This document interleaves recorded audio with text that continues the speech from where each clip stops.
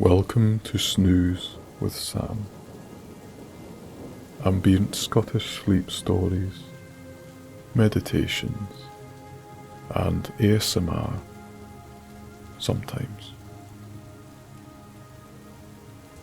In this instalment of Scottish history, we focus on Robert the Bruce. He existed in similar times to William Wallace. However, things were not quite as simple in Robert's reign. Whereas Wallace was largely focused on one vision of Scottish rebellion and independence, the Bruces as a whole's loyalty swept laterally on more than one occasion, making for a rather different and fascinating angle in Scottish history. It was a complex time, so I shall do my best, as always, to help you keep track of who is what and where is when, and I'll sprinkle a little light entertainment, as always, I promise.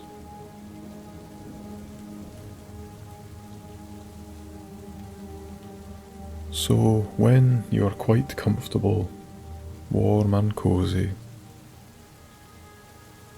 lie back, take a deep breath, and enjoy this story.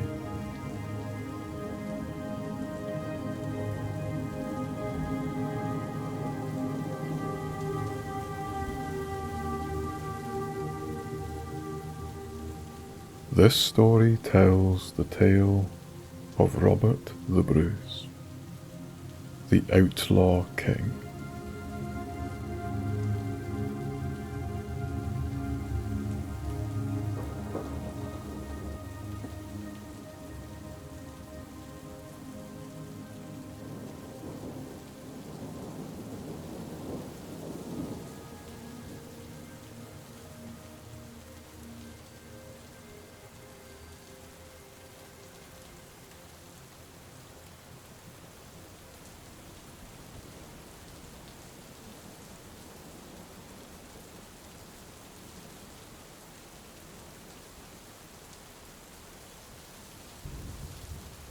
Robert the First of Scotland, better known as Robert the Bruce, reigned as King of Scotland from 1306 to 1329. For his role in achieving independence from England, Robert the Bruce has long been regarded as a national hero and one of Scotland's greatest ever monarchs.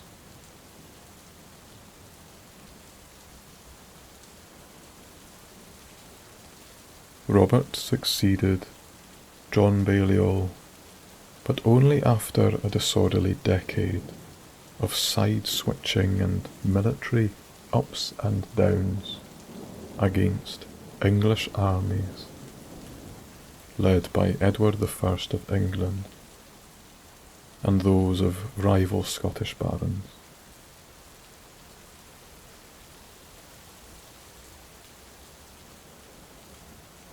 A grand victory over the English at Bannockburn in 1314 cemented Robert's claim to be the rightful king of Scotland, and his skillful diplomacy brought recognition of Scotland's full independence, both from the Pope and Edward III of England, who ruled later in his life.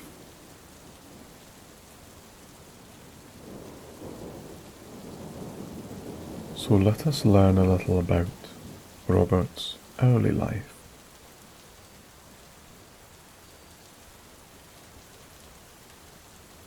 Robert the Bruce was born on the 11th of July, 1274, at Turnberry Castle in Ayrshire, Scotland.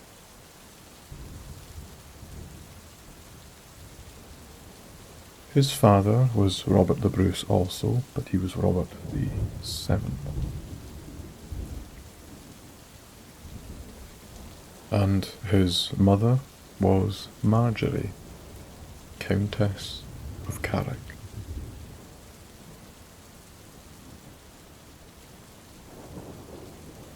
The Bruce family had been the lords of Annandale since the 1120s,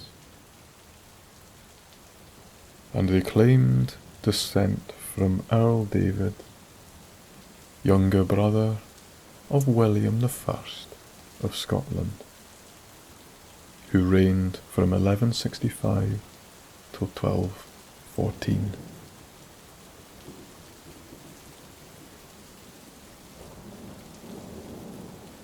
Robert spent a period of his youth in either the Western Isles or Ulster in Ireland.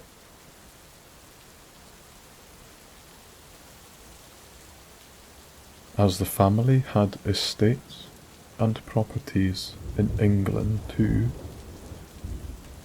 so did he spend time in Carlisle Castle and London of all places.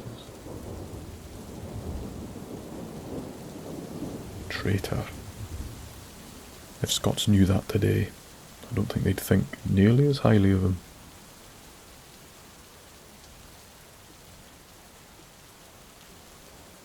In 1292, Robert inherited the earldom of Carrick.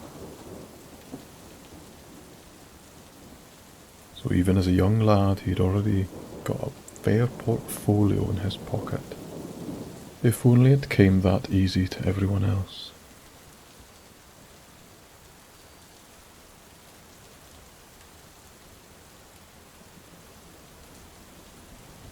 Around 1295, Robert married Isabel of Mar, daughter of Donald, Earl of Mar, and then, in 1302, Elizabeth de Burgh, the daughter of Richard de Burgh, Earl of Ulster. Are you confused yet?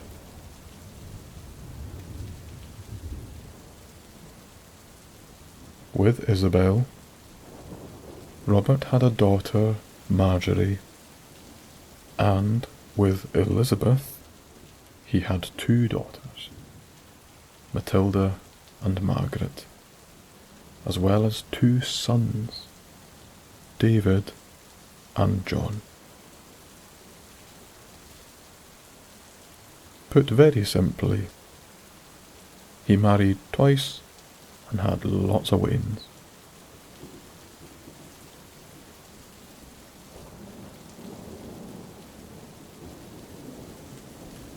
The Great Cause. When Alexander the Third of Scotland died, and his only heir was his granddaughter, who then herself died in 1290, Scotland was plunged into a political crisis.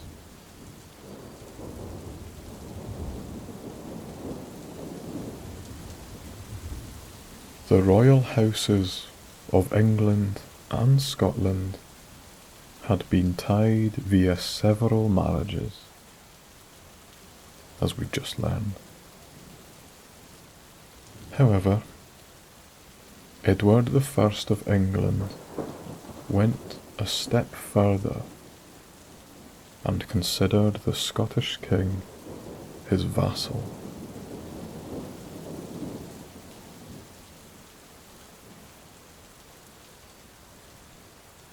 Edward arbitrated over a host of successor candidates in a process known as the great cause.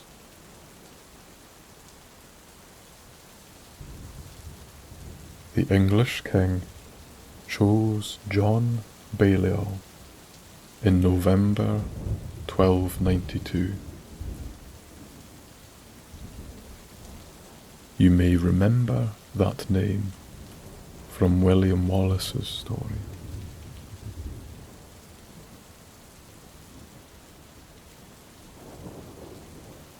The main challenger to Balliol had been Robert the Bruce VI, the grandfather of his more famous namesake and future king.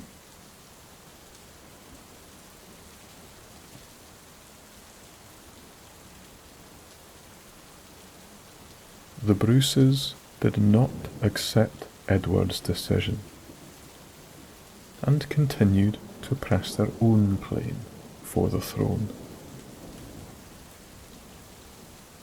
A good dose of Scottish ignorance and arrogance. I like it.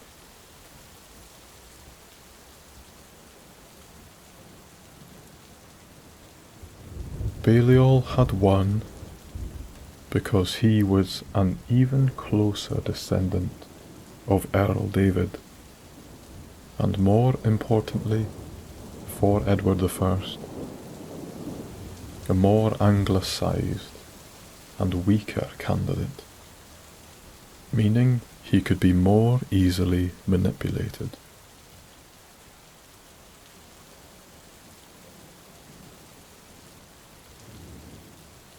As it turned out,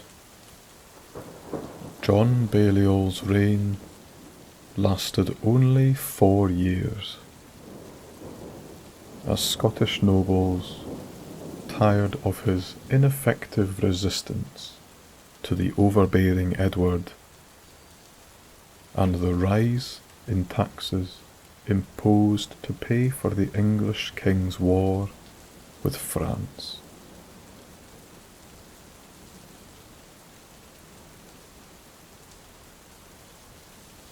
some of that bears resemblance to the political situation these days. But I am firmly on the fence. You get a great view when you're on the fence.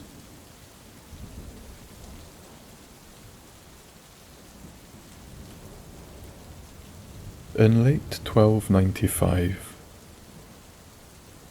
a regency council of 12 discontented nobles established a new government, perhaps entirely independent of John.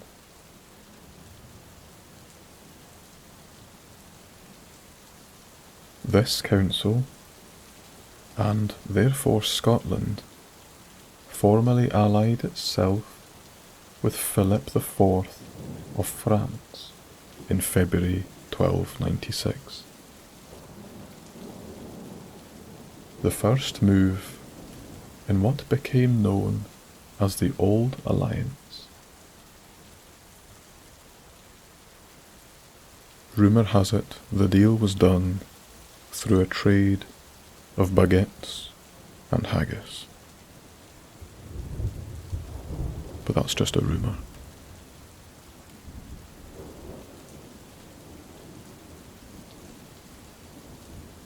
King John renounced his fealty to Edward I in April 1296. See, this is where it gets interesting. The Bruces did not support this rebellion against Edward I's overlordship. And Robert even joined the English force that attacked Scotland in 1296. See, already he's stirring things up civilly.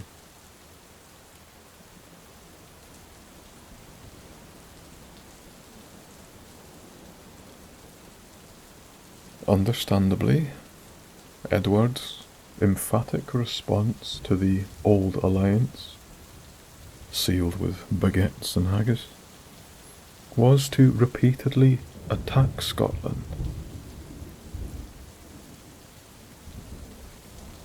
There was a massacre of thousands of innocents at Berwick. Edward took the key Scottish castles, and he inflicted a defeat on the Scottish army at the Battle of Dunbar on the 27th of April, 1296. A busy year.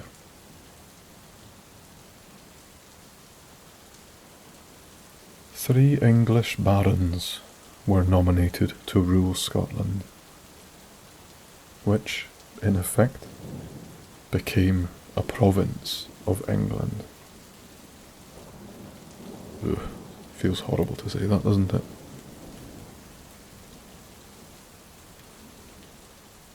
John Balliol was stripped of his title and put in the Tower of London for safekeeping.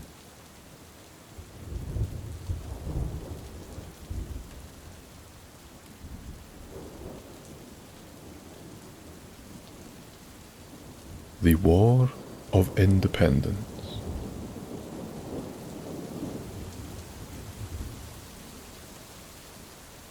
Unfortunately for Edward I,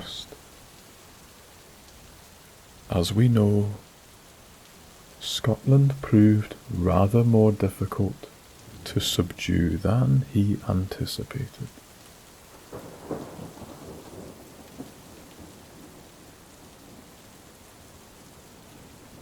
Almost immediately, rebellions sprang up.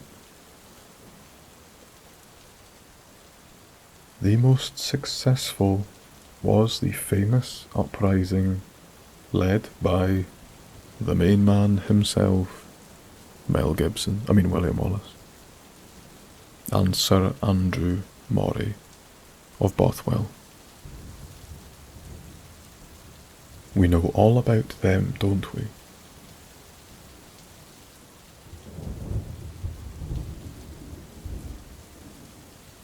The rebels won a famous victory in September 1297 at the Battle of Stirling Bridge.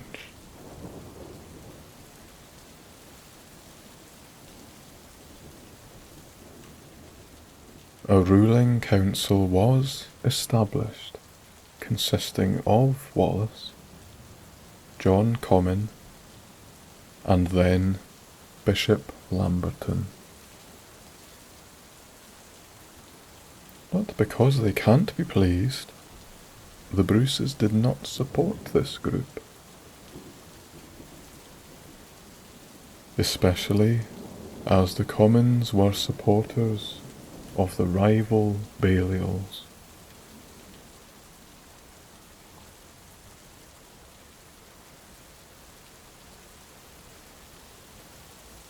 At this point,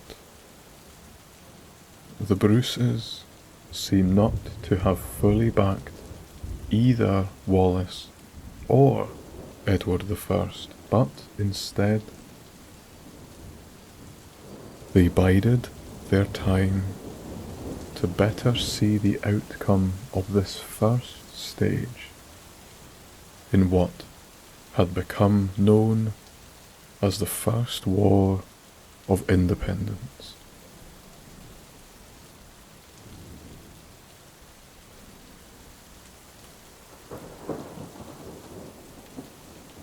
By the year 1298, though, Robert the Bruce was clearly on the Scottish side,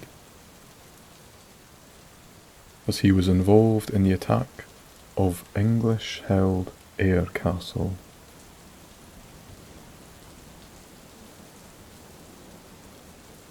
So you think he finally made up his mind? You think. However, a few years later, in the year 1302, Robert's marriage to Elizabeth, as we mentioned before, daughter of an ally of Edward I,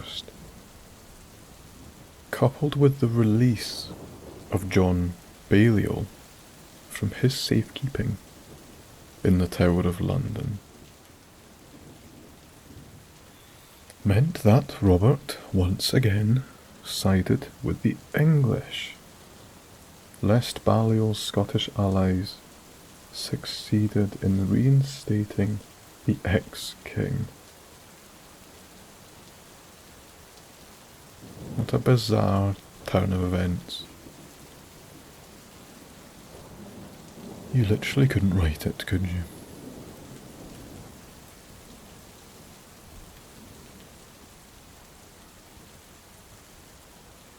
Edward responded to the defeat at Stirling Bridge by leading his army in person and winning another encounter in July 1298 at the Battle of Falkirk, where, unfortunately, over 20,000 Scots were killed.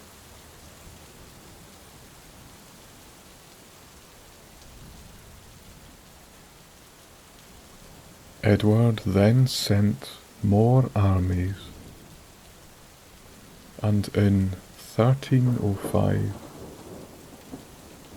Wallace was captured and executed as a traitor in London.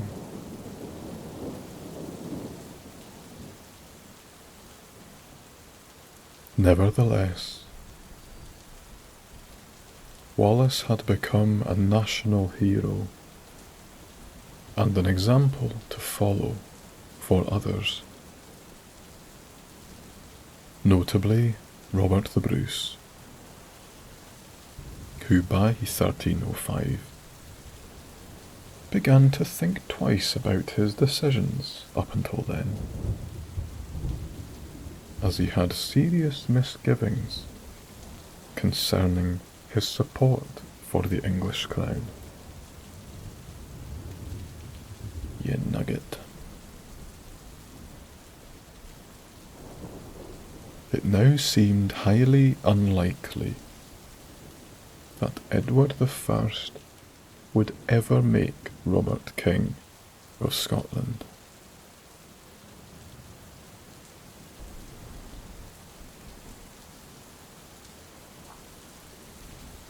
Steadily over the next year, and probably largely in secret, Robert began to work on gaining allies from key Scottish barons.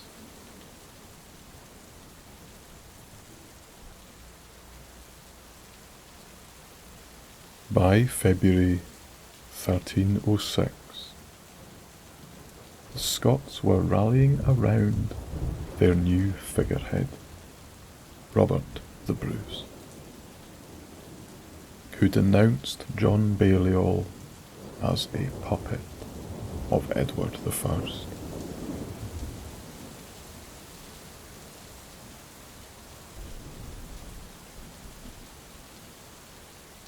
On the 10th of February, Robert or his followers assassinated John Comyn, his chief rival claimant for the throne, by stabbing him in the Church of Greyfriars in Dumfries.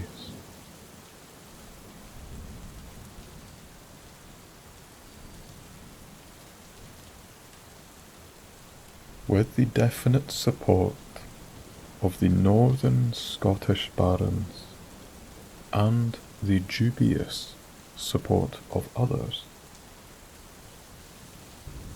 Robert simply went for broke and declared himself king.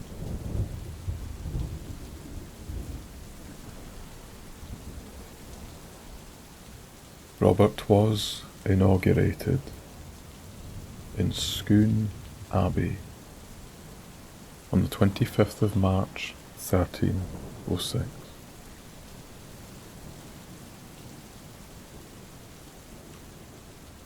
The king's position was, though, precarious indeed. There followed 2 defeats to an English army at Methen, spelled Methven, by the way, on the 19th of June, and to a Scottish army led by John MacDougall of Argyll at Dalry on the 11th of July. Things were not looking great for Robert, and he was obliged to flee to Rathlin Island on the coast of Ireland.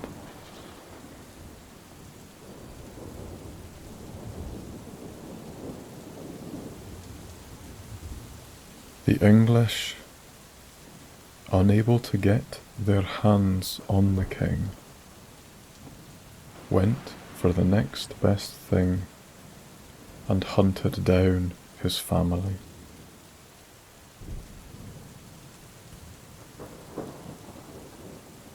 When Edward I died in July 1307, he was succeeded by his son, Edward II of England, who ruled from 1307 for 20 years to the year 1327.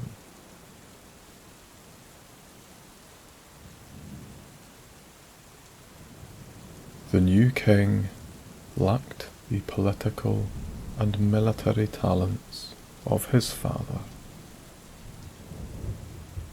and he also had to deal with the descent into political anarchy in his own kingdom, which eventually erupted into civil war.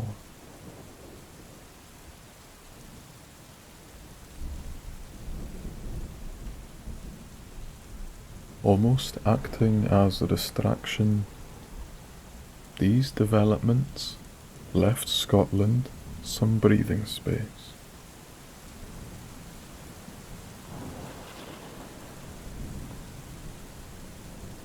Robert the Bruce was able to return to Scotland, where he and his brother Edward fought a sustained guerrilla war against English troops and Balliol supporters.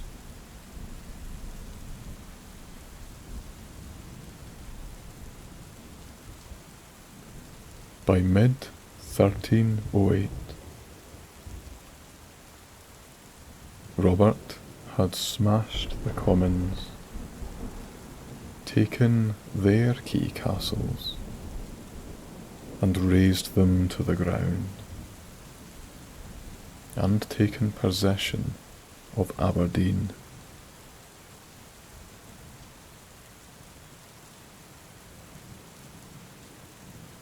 In the autumn of 1309, at the Battle of the Pass of Brander, the MacDougalls were decisively defeated too.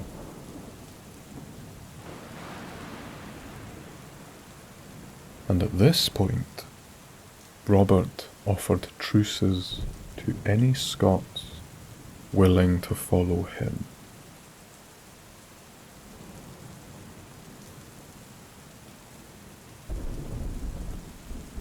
Consequently, in March 1309, a parliament at St. Andrews declared that the people of Scotland supported Robert the Bruce as their king.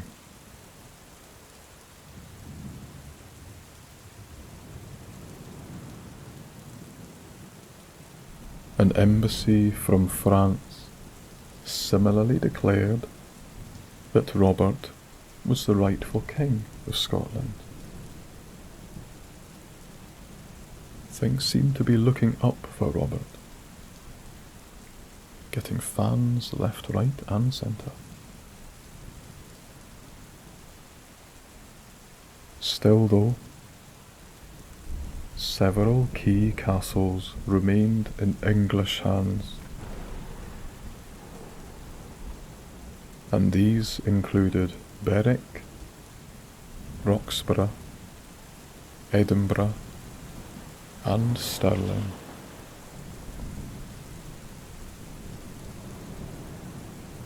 And so over the next 4 years, Robert pulled up his tartan socks as high as they would go and set about getting them back, very often leading the attacks in person.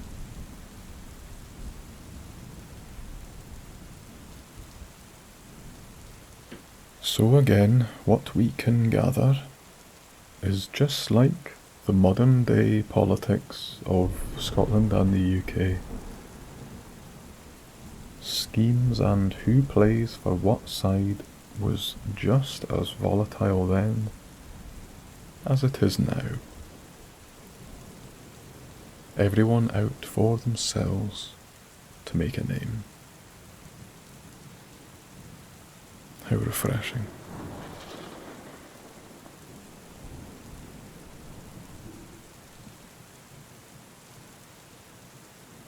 Bannockburn and Independence.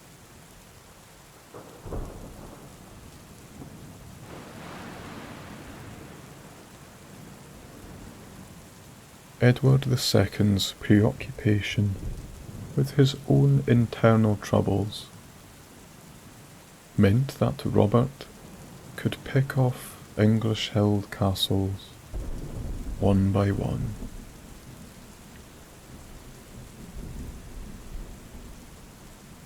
He also destroyed them to prevent reuse by the enemy.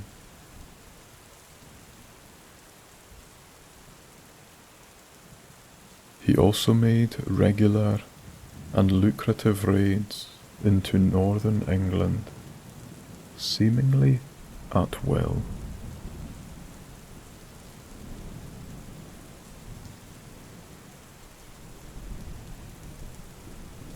After an unsuccessful attack in 1311, it was not until 1314 that Edward led an army to Scotland,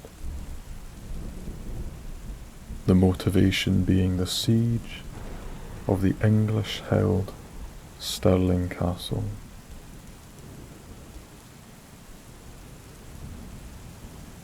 There's just so much back and forth, isn't there? Year on year, we attack you, they attack them. I wonder if anybody just thought, you know what, let's just sit down and have a nice cup of tea.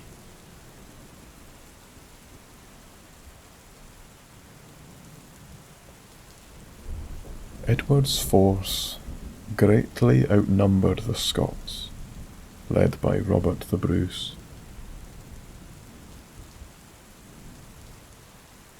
There were about 15 to 20,000 English soldiers versus the 10,000 of the Scots men.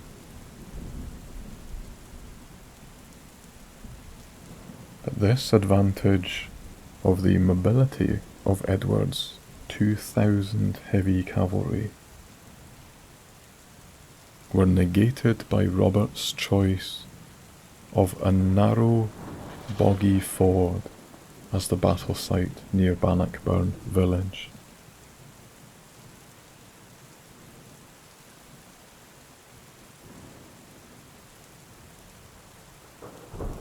When the two armies clashed on the 23rd and 24th of June, Edward held back his archers until too late, and the Touraine and Scottish pikemen, arranged in bristling and mobile hedgehog formations, did the rest.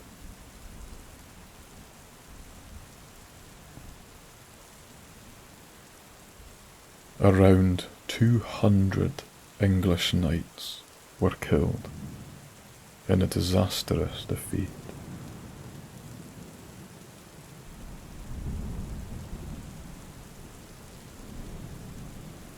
The English king narrowly escaped with his own life.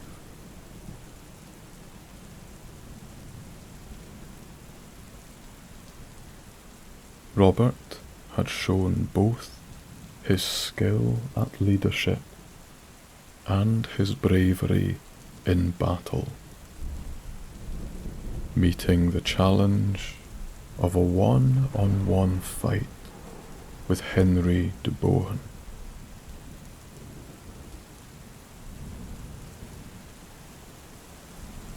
After the battle, Stirling Castle surrendered, and immense booty was taken from the abandoned English camp.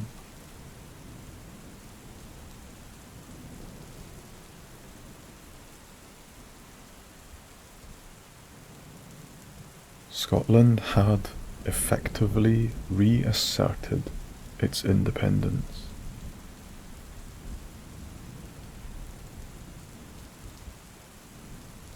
Robert negotiated the release of Queen Elizabeth and Princess Marjorie.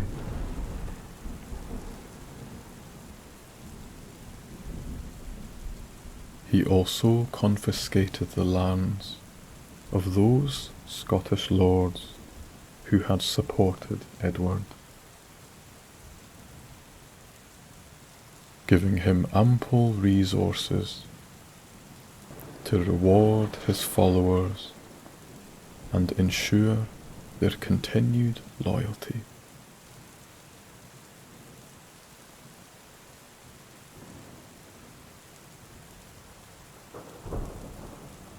Long-term consequences of this policy were the creation of almost too powerful families in certain regions.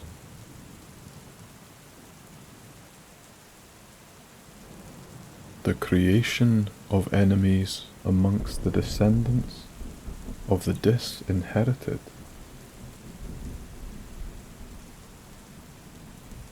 and the impoverishment of the crown itself, a deployment which necessitated taxes merely to pay for the living expenses of the monarch.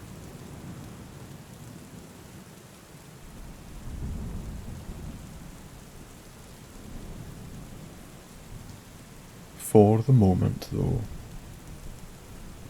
Robert was riding high.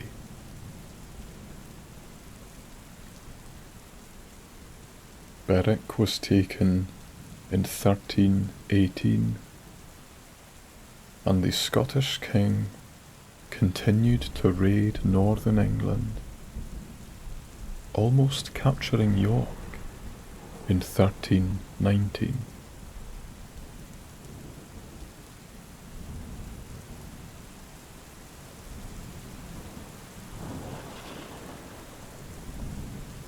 Foreign policy and recognition.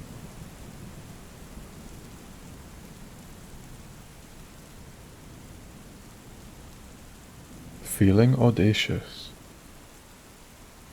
Robert was secure enough in his own kingdom after 1314 to even consider foreign conquest.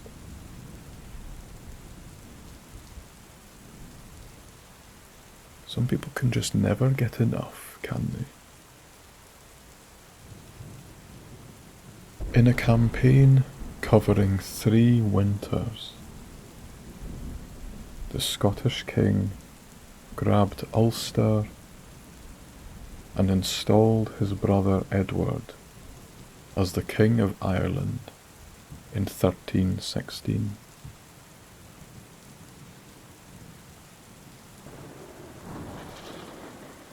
The Scottish army had been assisted by the locals, who were only too willing to rid themselves of the English barons there.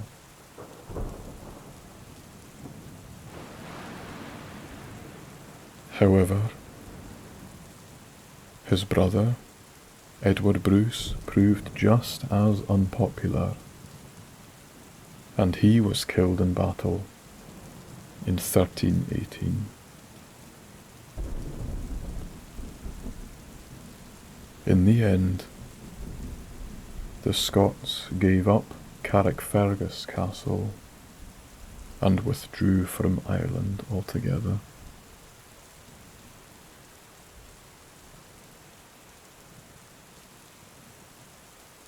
On the 6th of April, 1320, a letter was sent to the Pope requesting a withdrawal of Robert's excommunication and the placing of Scotland under an interdict. Both applied because Robert had refused to sign a truce with England back in 1317.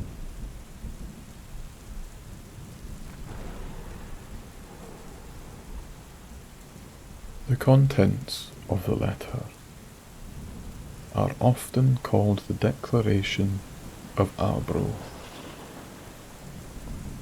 which boldly stated that Scotland was a free and independent kingdom, and the English crown had no rights whatsoever there.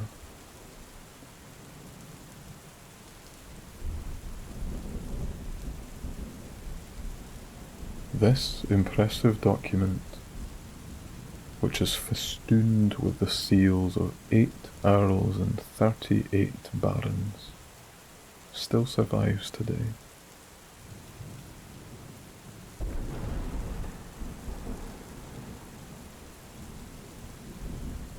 Robert, meanwhile, still had a handful of Scottish barons working against him,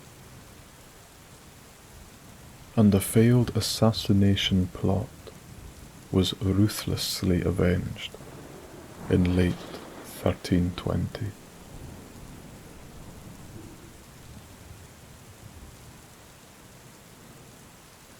In 1322,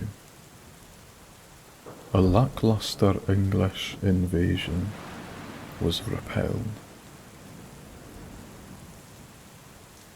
Then, in 1323, finally, a 13-year truce was agreed between England and Scotland. Hooray!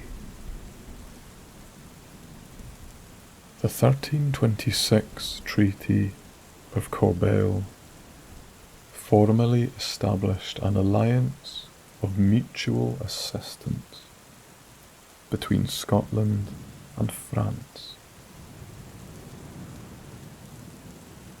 including a clause whereby a French attack on England obliged Scotland to also attack their southern neighbour.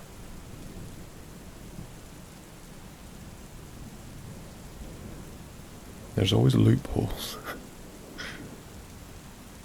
Scotland's independence and Robert's right to the throne were recognised by the English crown in the 1328 Treaty of Edinburgh and Northampton.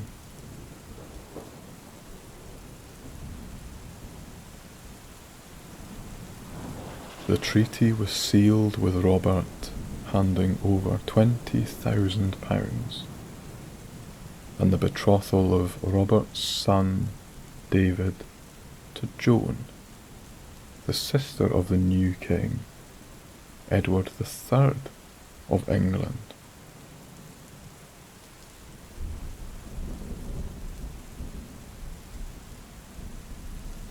Cherry on the cake was the Pope's decision in 1329 to allow Scottish monarchs to officially receive a crown and holy anointment during their coronations.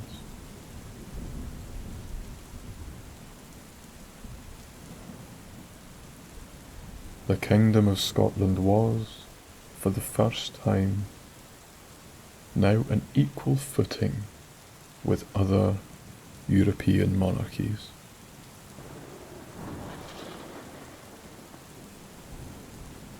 Does anybody else hear bagpipes? Or is that just me?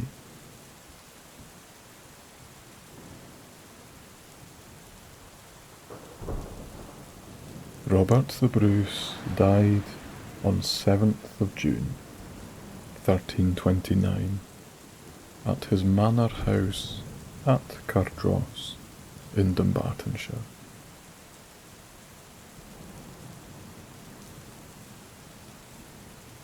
The king had been ill for 2 years, the medieval chroniclers describing his ailment as leprosy.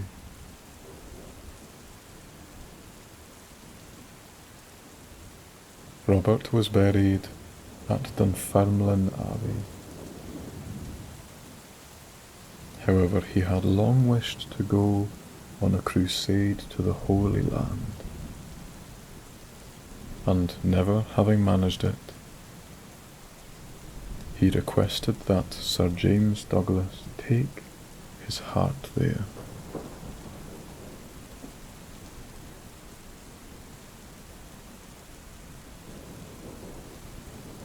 Douglas was killed in a battle in Spain,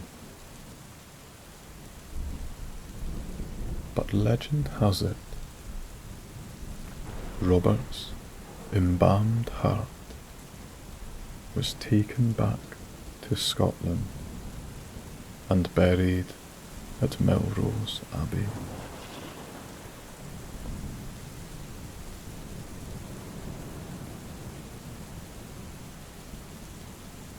Robert the Bruce's reputation grew ever grander as he became a favourite of medieval chroniclers and the subject of many a celebrated poem.